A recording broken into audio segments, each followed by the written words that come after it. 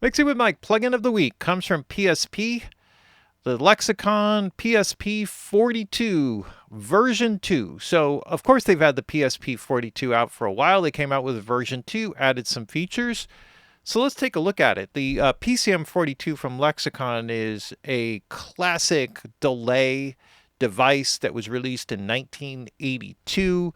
Pretty much in every pro studio had a pair of these at least. It was a replacement for the PCM41, which was also a very good delay. This added a whole other feature set to it.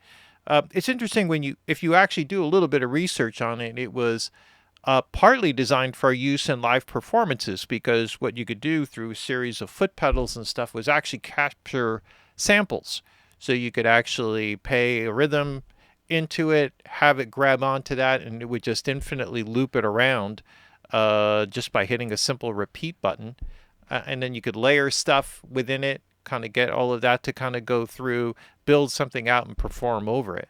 That was the basic idea. I don't know how well it worked in actual practice, but it has like 4 foot pedal type of things that you can connect to it. So it has a whole bunch of stuff that's going on in the background and individual outputs for the direct and the delay sound and all that sort of stuff. Regardless, this was used for pretty much most of just a ton of delay work throughout all of the 80s and into the 90s. A really great sounding piece of gear. And they stopped making it, I believe, because there was a particular component part which was signature part of the sound which they couldn't get anymore. That's my understanding from what I remember of it. There are some unique things about it, though. Aside from this, it actually operates at a sample frequency of 32 kilohertz. So it only has a frequency response range up to about 16K.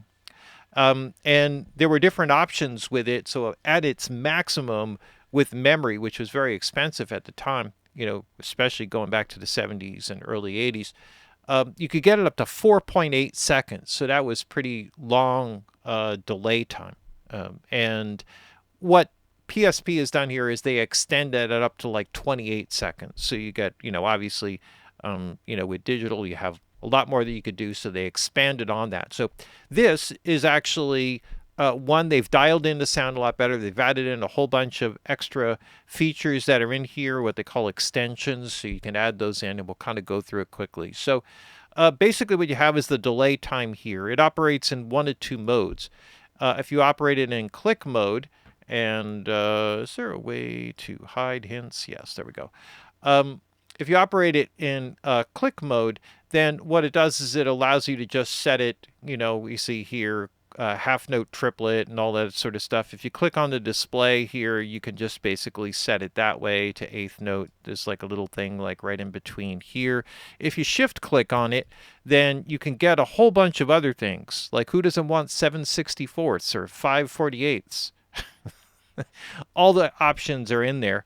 Or you could just work with delays and then just calculate it out that way. There's a little bar here which allows you to just sort of drag it. On the original unit, if you were hitting the up arrow, it would go at a certain speed, and then if you hit the other button after that, it would go hyper fast. So it would allow you to get to a later or earlier delay time pretty quickly.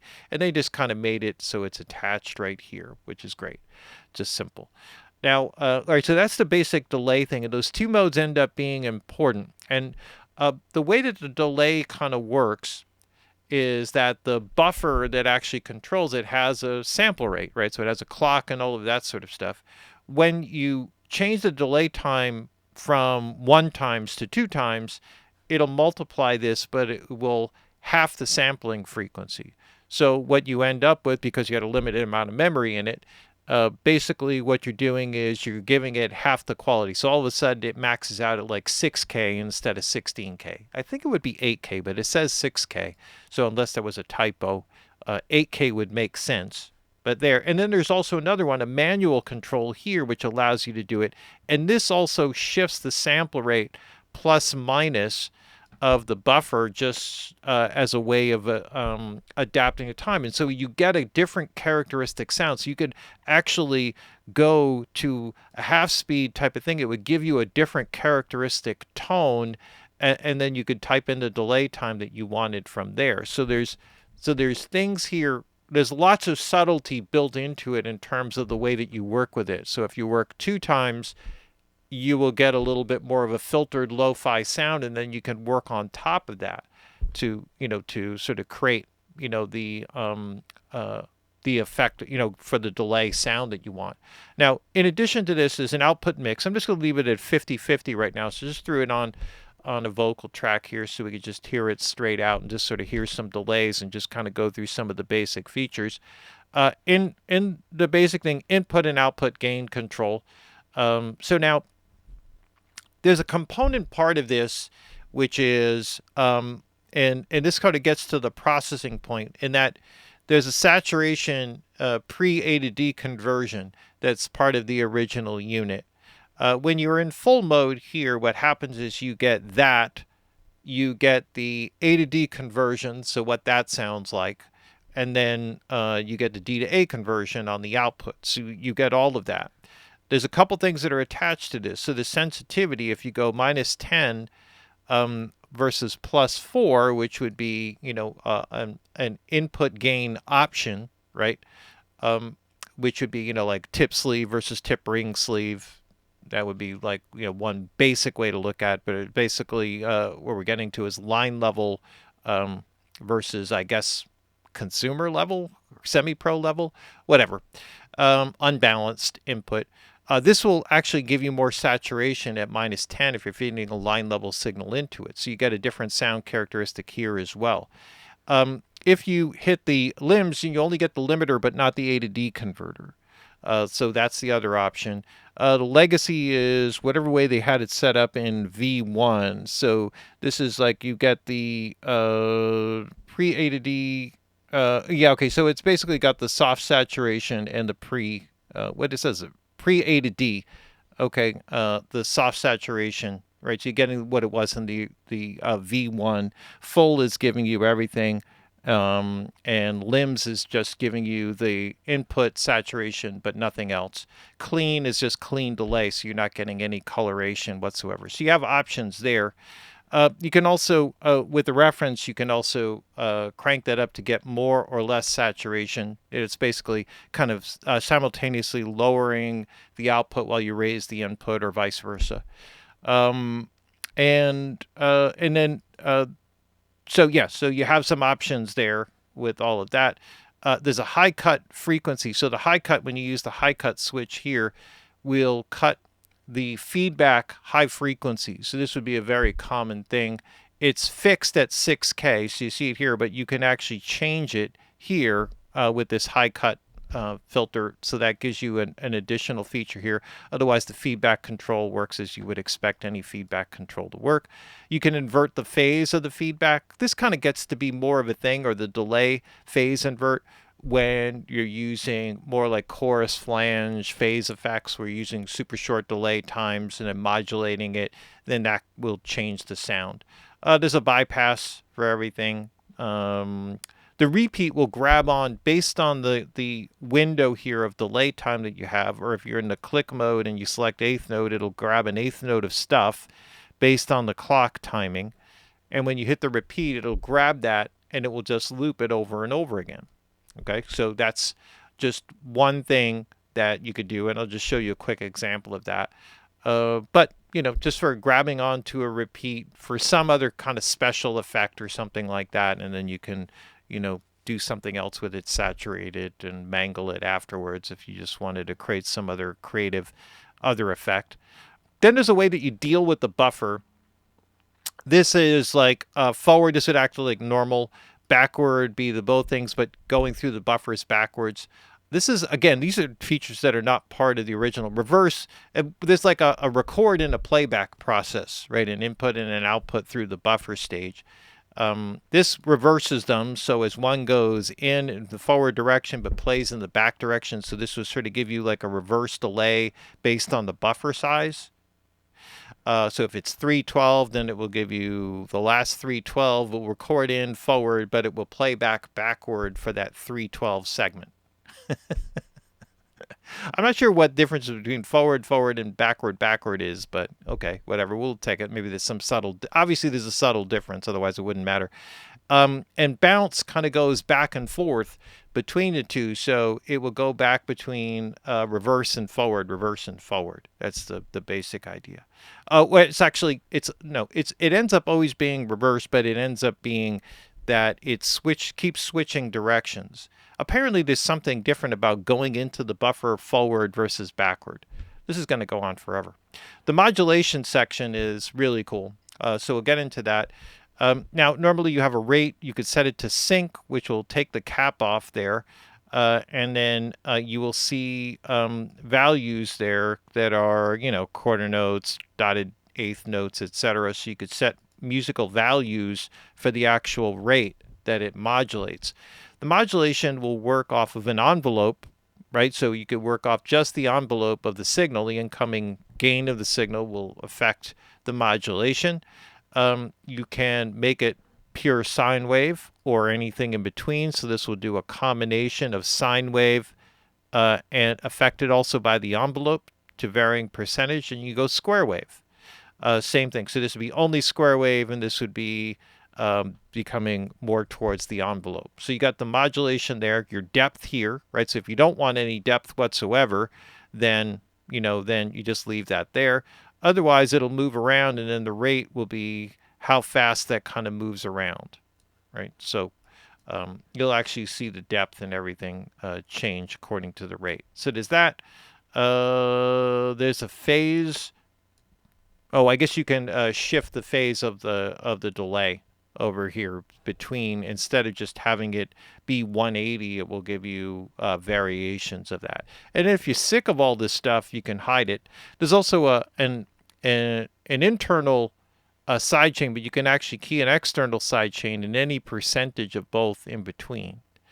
And then you can monitor that sidechain signal, and then it does this just so you don't leave it by accident or something like that. Forget about it. Then you got all the presets and other sort of stuff. These, sometimes they're worth looking into if you don't understand it, and you can just kind of examine the settings and get a little bit of an idea of what it does. So let's just kind of go through just some basic things here. So if we just had, if I just fed a vocal in, let's just kind of go through some of the processing sounds here.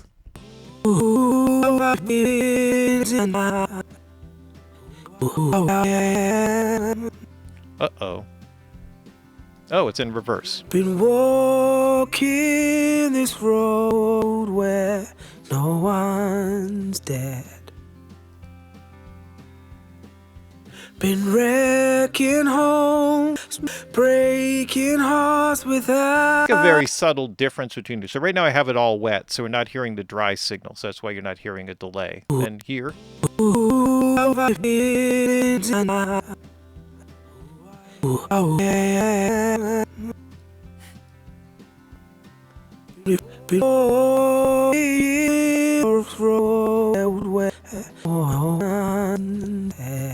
All right, so, oops, I don't know what happened there.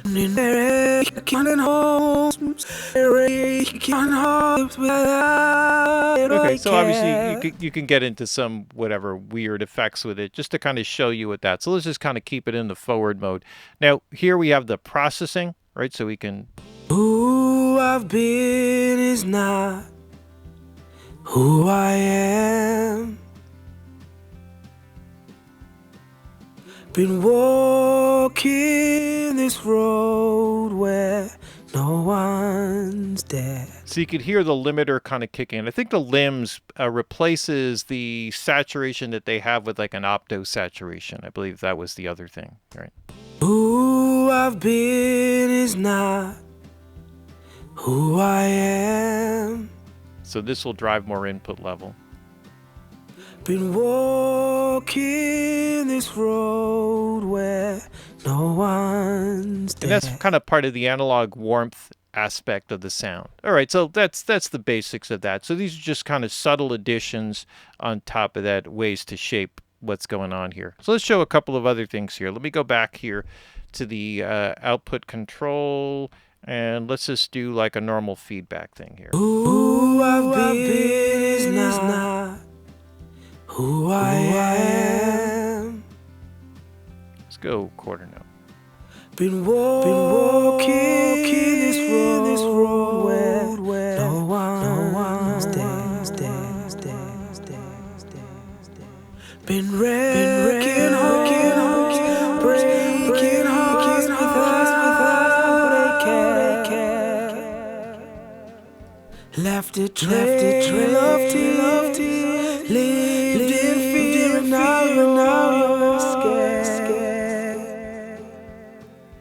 to love.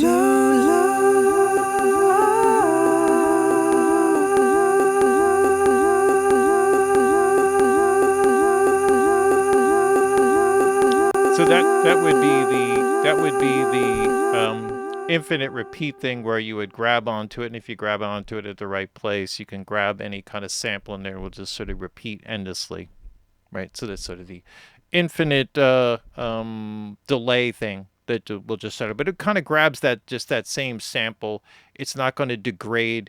Normally, if you just did a feedback and you have high cut and all this other sort of stuff, every feedback is going to continue to cut away high frequencies and all of that sort of stuff. And it's not a hard filter. It's like a 6 dB per octave kind of filtering. If I go here to the delay thing, we could hear some of the modulation stuff if we just kind of, go do more phase flange type of effects here. Who I've been is not who I am.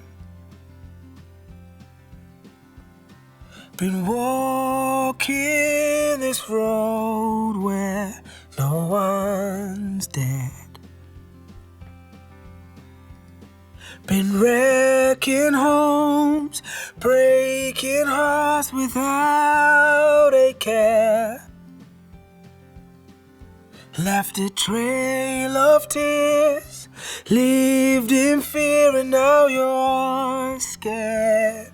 Right, and so you can and then you could just shift the sound here just a millisecond at a time. Who I've been is not who I am.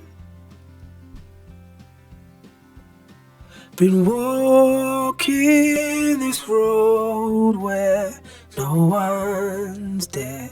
And then you can change it here, so if you do this, you'll get more crazy effects here with the square wave. Who I've been is not who I am. Been walking this road where no one's dead. Been wrecking homes, breaking hearts without a care. Left a trail of tears, lived in fear, and now you're scared to love again. You run away. All right, so and you can get like a little bit crazier with it if you start to really dig into it. One of the cool things here is just that the modulation being envelope driven, which can add just sort of a subtle flavor if you're doing something that's more like a like a standard quarter note delay. And you can give it like a little bit of subtle movement, so it's not always exactly the same, and then, some other slower kind of rate. Who I've been is now who I am. Been walking this road where no one's there. Been wrecking homes, breaking hearts without a care. Left a trail of tears, lived in fear, and now you're scared. And then that modulation, so you kind of can get a detuning effect, but the detuning is based on envelope, the way the envelope drives it. And you could also do like a modulation within that, moving it more towards the sine wave and getting it so there's always some movement with the delay time. It adds like a little bit of a watery effect. It's really cool. It's a really powerful device, and just, when you start really digging into the nuts and bolts of it, you really realize like how powerful it is once you dig into it. So it might be a good idea, if you're not familiar with it already, to dive into some presets and kind of get a little bit of a sense of it. Maybe if you're already very familiar with the V1, and basically you're kind of thumbing through the additional options here and how that affects. Because, when you get to stuff like, here. Who I've been is not who I am. Been wounded,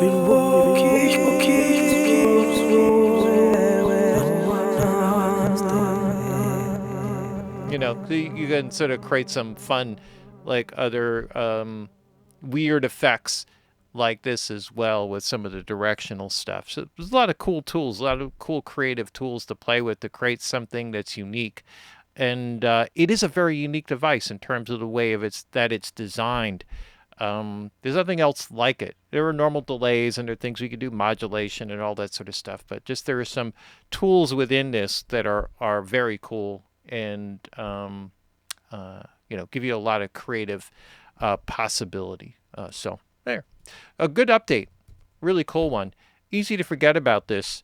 One of my favorite delays from going back to the 80s in my pro studio work back then through the 90s and stuff. It was really in almost every pro studio, especially all the state-of-the-art studios had at least a pair of them in there, and they were just like immediately on every mix. So you've heard it a lot. It's got a really great analog sound to it. I mean, it's a digital delay, but it has a very analog sound to it, which I think is part of what made it so special. Plugin of the week from PSP, a surprise V2 update of the Lexicon PSP42. Check it out.